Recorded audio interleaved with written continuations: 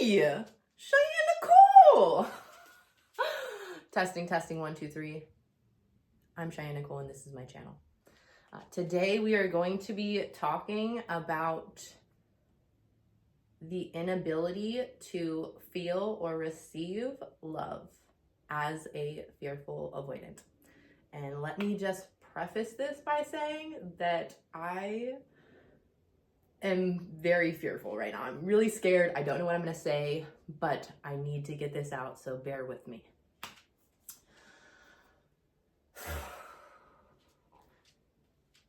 A limiting belief that I have inside of me that I have just come to terms with. I've always kind of known about it, obviously, because it's alienating. It feels like crap to not actually feel love. And I am such a loving person. Naturally, I'm just a really loving, giving person. So looking at me and looking how I interact with people, that might be totally something you would never think. But there's some core wounds there from childhood. Fearful avoidance are characterized by having both an anxious attachment and an avoidant attachment, usually from childhood, and the inability to connect with your parents and build secure attachments with your parents, probably because they had insecure attachments that they didn't even know of. So you weren't able to meet your needs as a child and your emotional needs. So because of this, you're figuring it out on your own, and you have a broken sense of trust. And that's what this all boils down to, is you don't trust people. You don't trust, not only do you not trust other people, but you don't trust yourself. And that can cause a whirlwind of problems. And I've always felt this feeling, and it feels uncomfortable. It's why it feels uncomfortable to receive compliments and to receive from other people. And what really helped me come to terms with this was finally building a secure connection and getting past that initial, I'm not able to trust that this person cares about me. I can trust that they're going to hurt, abandon, or abuse me. And that sucks to think about every other person, not even on a conscious level, but on an unconscious level. And I'm going to talk about something a little bit later in the video, but I just want to stick with this part for a little bit. So inability to receive compliments, don't really believe that other people can actually love you, even if you know you're lovable. I know that I'm lovable. Knowledge-wise, I know I'm lovable, but I'm not able to feel that. And I can look at my children and I don't feel like they love me. I feel like they need me. I know that they love me, but I don't feel that. And a lot of times in interactions, even in my last relationship, I didn't feel like I was loved often. And that's no part on the other people. Imagine being a genuine, loving, kind, giving person, and you're trying to give this person this gift of love, and they are like, what the heck is that? They're unable to receive it. Even if they want to, they can't receive it. And looking back at videos of me and my children interacting, I'm like, holy crap, that's love. I can see it. We can all see it. Looking back at, videos of me and my, ex, I'm like, that's a lot of love right there. But feeling it is a completely different story. And being unable to feel and receive love is such a mind-boggling experience. Because again, you don't trust that you're lovable. And there's a couple relationships, like I said, that I know that these people love me. There's probably, there could be people that's watching this right now that love me, and it sucks to not feel it on this end. I have a plant that I got last October. Like I said, I struggled with attachments. I'm a lot easier to attach to a plant or a thing, whether it's clothing or a toy or equipment. Those are safer attachments than actual people a lot of the time. This plant that I got is what I would consider the avoidant of plants. It's a money tree.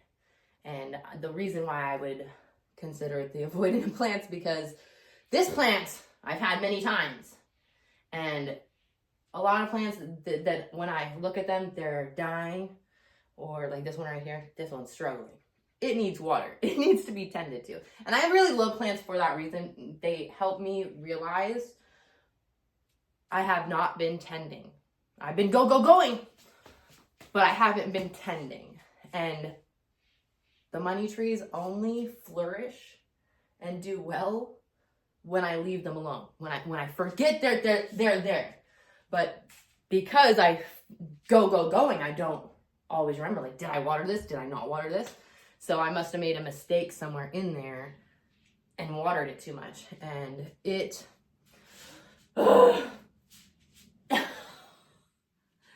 sent me down a spiral, like a mini spiral. And I was then met with my anxious and my avoidant feelings. I, communicate with somebody about this plant. And I have an attachment to this plant. I'm aware that I'm the one with the attachment to this plant. But I was like, I don't want to tell them that I killed the plant, but I'm not going to tell them that I messed it up. And my first reaction was to completely avoid. I was like, just avoid it altogether. Let's just never talk about it. Throw that plant out and get out of here.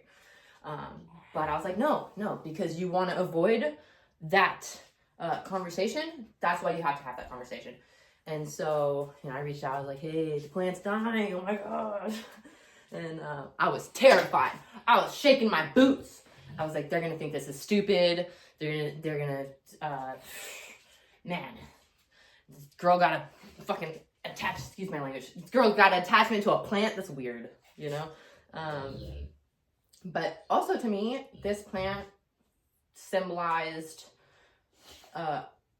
attachments and me being open to attach to this plant, because I haven't been, I've been so hesitant towards ever getting one of these plants again because I ruin it every time. I kill it every time. And it hits my heart every single time.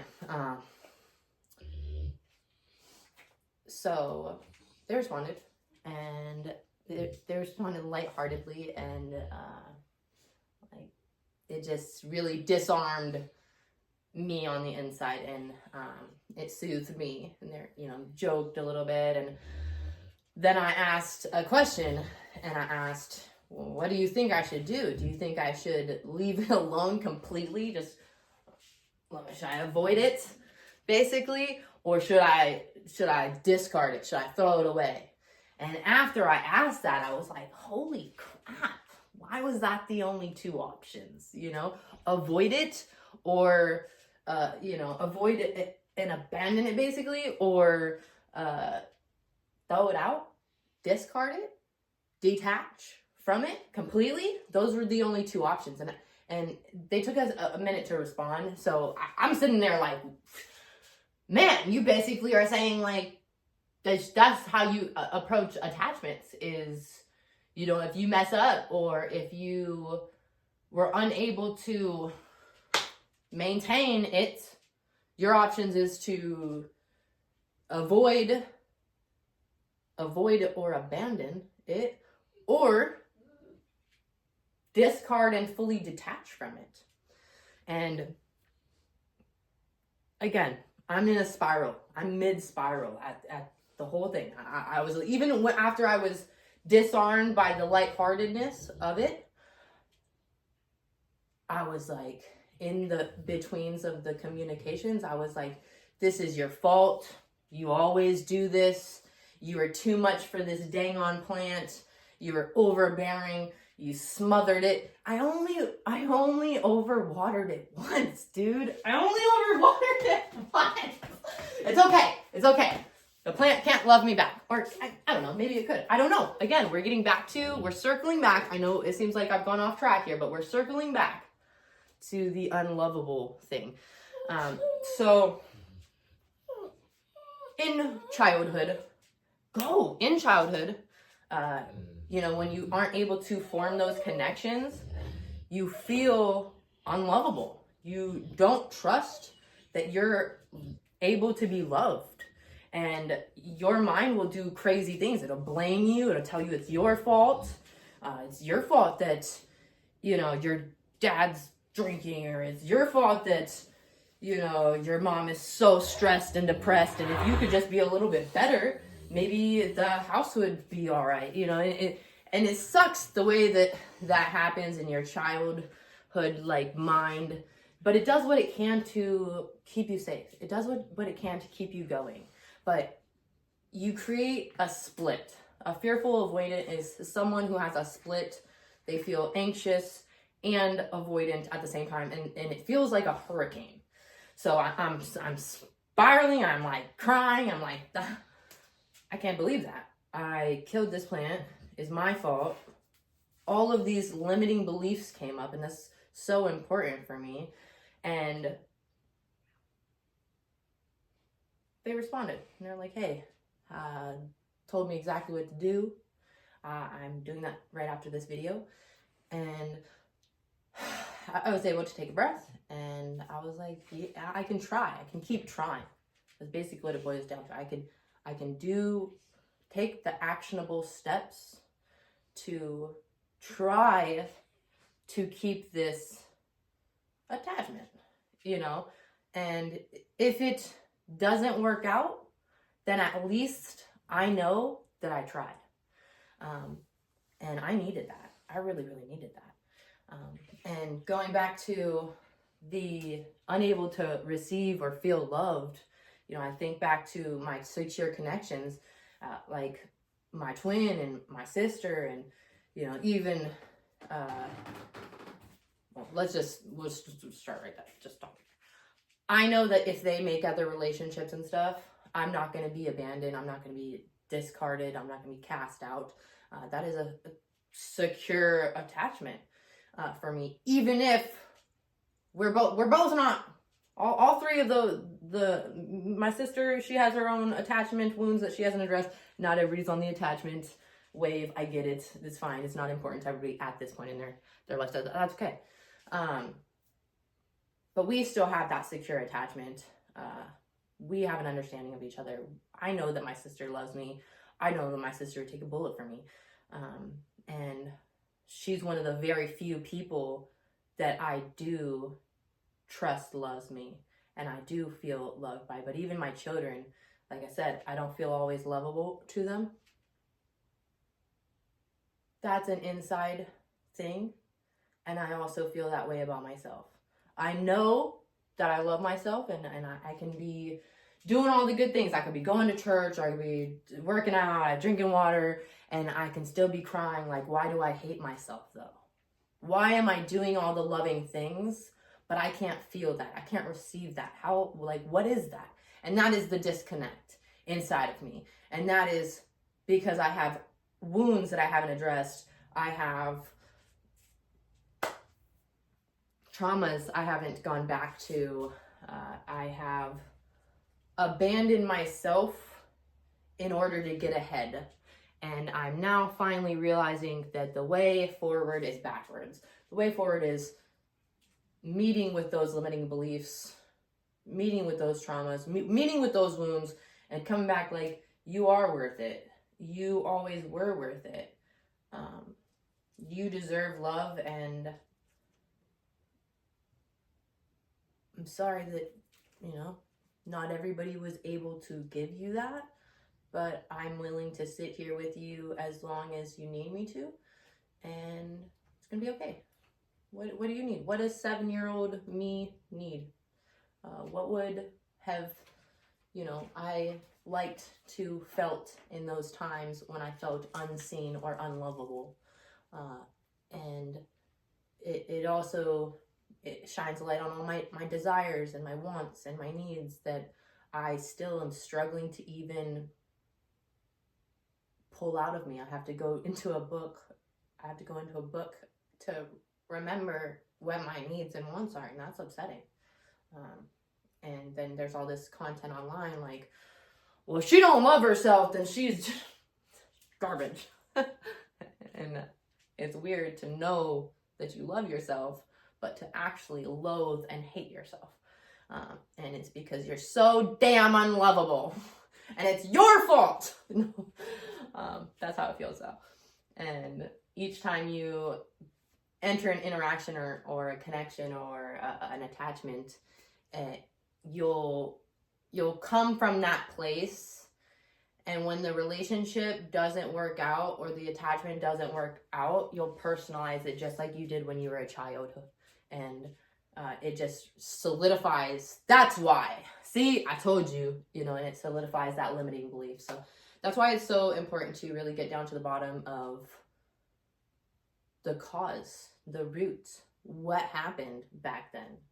I've blocked out so much of my life that it is a really scary process. So I can understand other people not wanting to even go that route. And you can't love somebody out of their attachment style.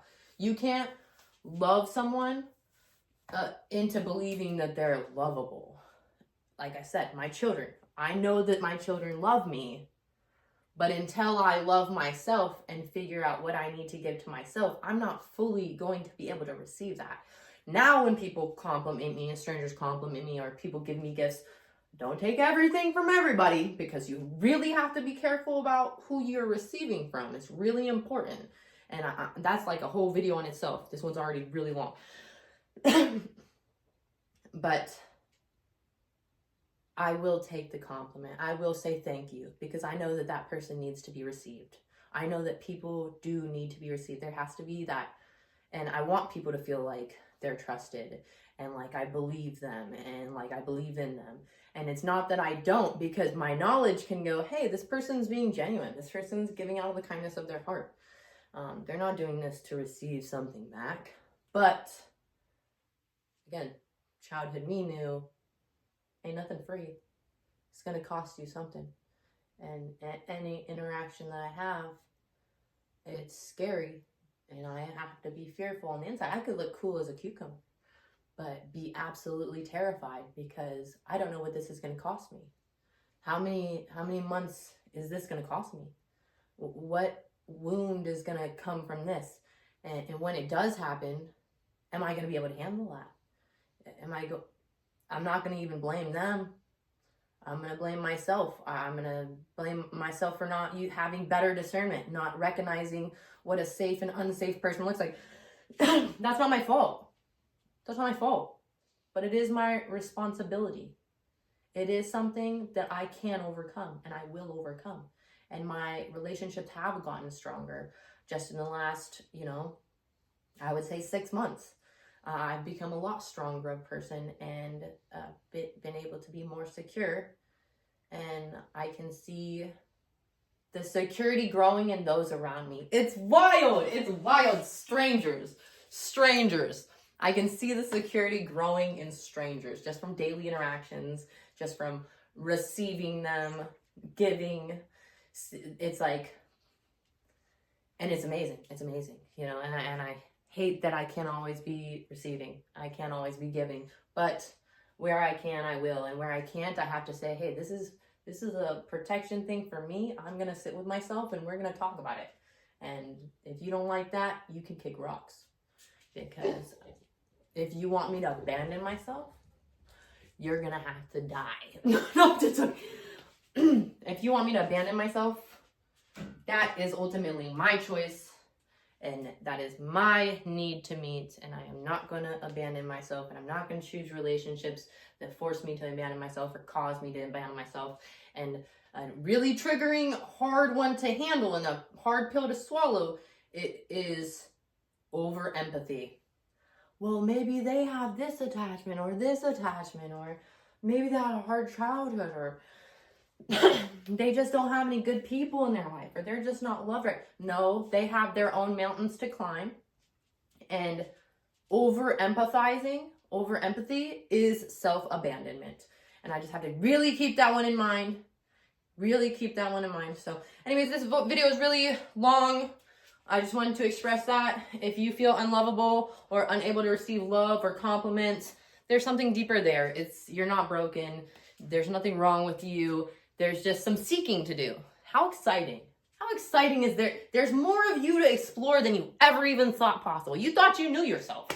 You thought you knew everything about you, and so you judge yourself off all that stuff. No, you're judging the scars. You're judging the bruises and the scrapes and all that. You know, those are just things that happen along the way that you can look back and go, hey, I survived this. And it's got a good story. It's a good story. And it's going to help other people. How amazing is that? To get to know yourself better every day is a journey. So, love you guys. I will try to edit this down a little bit